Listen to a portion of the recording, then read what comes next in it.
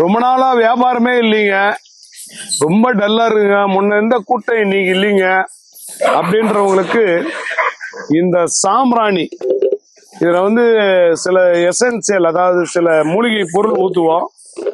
இதை நீங்க அப்படியே தொடர்ந்து வச்சுக்கிட்டே வரும்போது தொட்டா காரியம் வெற்றி ஆகும்.